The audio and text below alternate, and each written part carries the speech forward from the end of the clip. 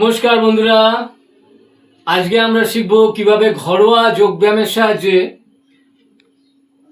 Piles, fisher, fistula এই মলদ্বারের যে রোগগুলো আছে, অশ্ব, নালিকা, ভগন্দর, এইসব যে রোগগুলো আছে সেগুলো কিভাবে সহজে নিরাময় করা যায়। তো এগুলো প্রথম দিকে যখন আমাদের মলদ্বারে ধরা পড়ে তখন অনেক সময় আমরা কেয়ার করি না, যার ফলে এটা বাড়াবাড়ি হয়ে যায়। তখন অপারেশন ছাড়া আর কোনো উপায় থাকে না। কিন্তু একটা সমস্যার ব্যাপার হচ্ছে, অপারেশন করার পরেও দেখা যায় যে এই রোগগুলো আবার ফিরে এসেছে। তো এই রোগগুলো সম্পূর্ণভাবে নির্মূল করার জন্য আমরা যোগব্যায়ামের আশ্রয় নেব আজকে। যোগব্যায়ামের সাহায্যে অপারেশন না করে কিভাবে আমরা পাইলস, ফিশার, ফিস্চুলা, আমাদের মলদ্বারের যে কোনো ধরনের রোগ আমরা কিভাবে সারাতে পারি, কিভাবে ভালো করতে পারি, তার যে উপায়গুলো আছে সেগুলো আমরা করব। তো আমরা দেখেছি যে আমাদের যকৃৎ বা লিভার যদি ঠিকঠাক কাজ না করে এবং আমাদের যদি কোষ্ঠকাঠিন্যের সমস্যা থাকে, আমাদের যদি হজম বা ডাইজেশন যদি ঠিকঠাক না হয়, তার ফলে এই মলদ্বারের রোগগুলো হয়। তো আমরা দেখব কিভাবে আজকে সামান্য কটি ব্যায়ামের সাহায্যে, 3-4টি মাত্র ব্যায়ামের সাহায্যে আমরা কিভাবে এই রোগ থেকে নিজেদের সম্পূর্ণভাবে মুক্তি লাভ করতে পারবো নিজেরা, সেটা আমরা দেখব। তো চলুন আমরা এক্সারসাইজে যাব। তার আগে আপনাদের কাছে আমার একটা বিনীত অনুরোধ, যদি চ্যানেলে নতুন হয়ে থাকেন তাহলে কাইন্ডলি চ্যানেলটিকে সাবস্ক্রাইব করবেন, আর যদি ভিডিওটি ভালো লেগে থাকে একটা লাইক দেবেন। তো চলুন সরাসরি চলে যাই আমার ফার্স্ট এক্সারসাইজে। তো আজকে এই মলদ্বারের যাবতীয় রোগ সারানোর জন্য, পাইলস, ফিশার, ফিস্চুলা, মলদ্বারের যে কোনো ধরনের সমস্যা সারানোর জন্য আমরা প্রথম যে এক্সারসাইজটা করব সেটা কীরকম করে করব আর কী উপকারিতা, কেনই বা এইটা করব বিস্তারিত বলবো। আপনারা ভালো করে লক্ষ্য করুন আগে এক্সারসাইজটা কেমন করে করতে হয়। এক্সারসাইজটা কিছুই নয়, আস্তে আস্তে আমার ডান পাটা এরকমভাবে তুলে চিত হয়ে শুয়ে এরকম একটা টান মারতে হবে, আস্তে আস্তে আবার ডাউন করতে হবে। এই তুলছি, এখানে একটা হ্যাঁচকা টান মেরে আবার ডাউন করতে হবে। এই তুলছি, হ্যাঁচকা টান মেরে ডাউন করতে হবে।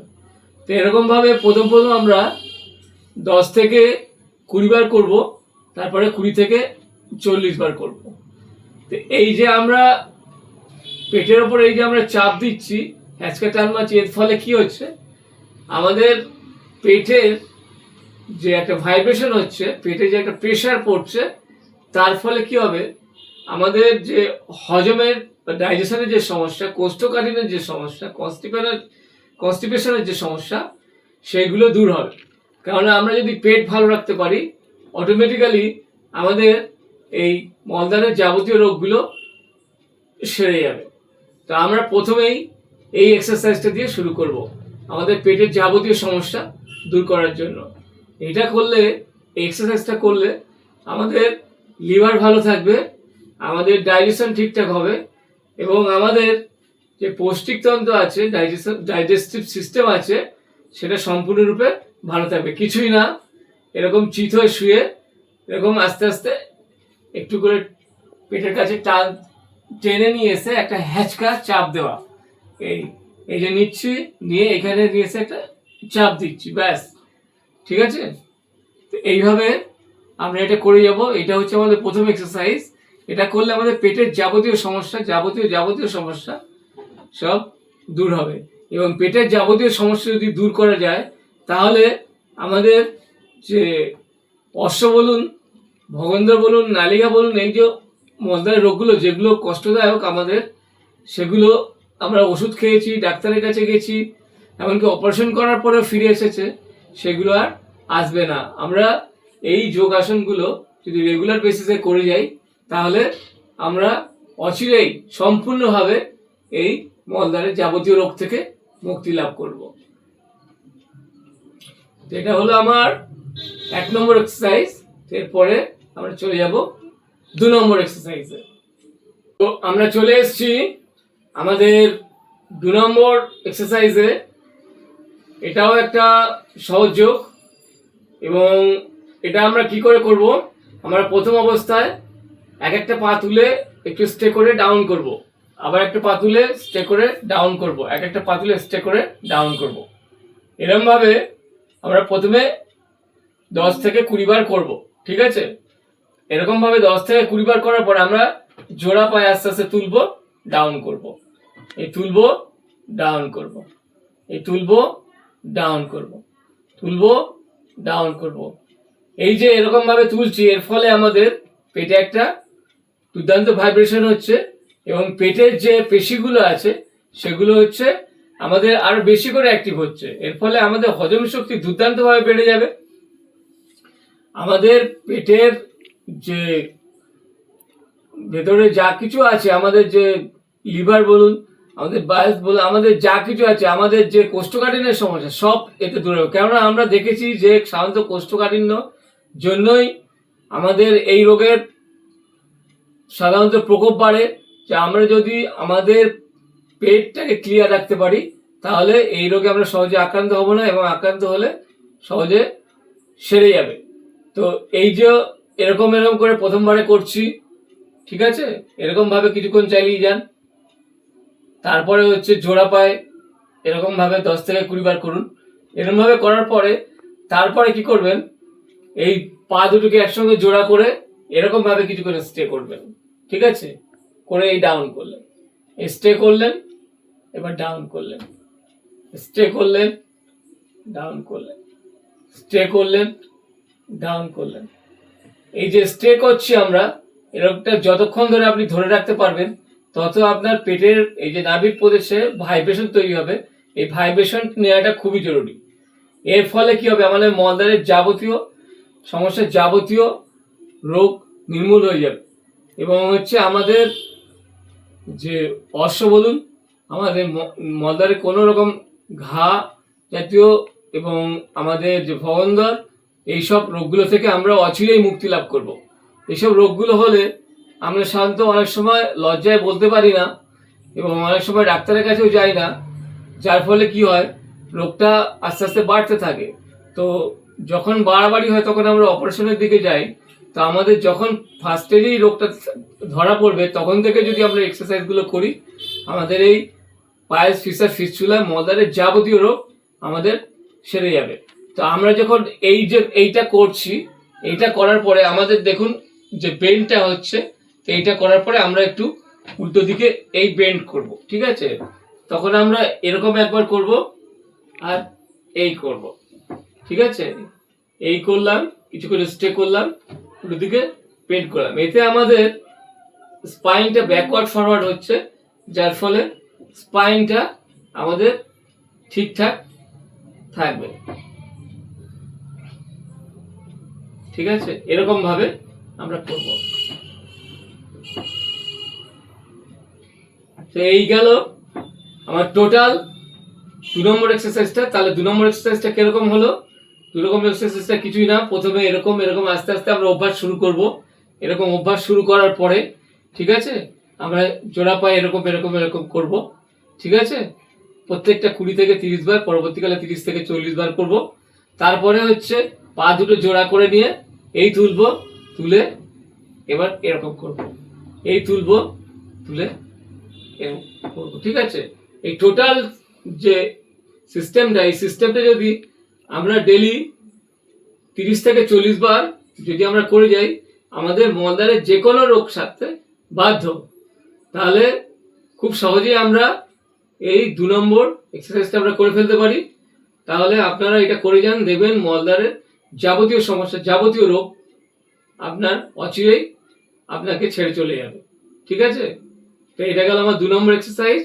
এবার আমরা চলে যাব আমাদের 3 নম্বর, শেষ এক্সারসাইজ, এবং এটাই হচ্ছে সব থেকে ভাইটাল এক্সারসাইজ। আমরা চলে এসেছি আমাদের সব থেকে গুরুত্বপূর্ণ এক্সারসাইজ, এবং এটাই সব থেকে মলদ্বারের রোগ সারানোর জন্য সব থেকে উপযোগী এক্সারসাইজ। এই একটা মাত্র এক্সারসাইজ করলে, অন্য কোনো এক্সারসাইজ না করলেও চলে, কিন্তু যেহেতু হজমটাকে আমাদের ঠিকঠাক করার জন্য, লিভারটাকে ঠিকঠাক করার জন্য, আমাদের অগ্ন্যাশয়, প্যানক্রিয়াস, আমাদের পিত্তথলি, এগুলো গলব্লাডার, এগুলো যাবতীয় সবকিছু ঠিক করার জন্য আমরা এই যে আগের দুটো ব্যায়াম করলাম, এই দুটো ব্যায়াম খুবই এসেন্সিয়াল, খুবই দরকারি।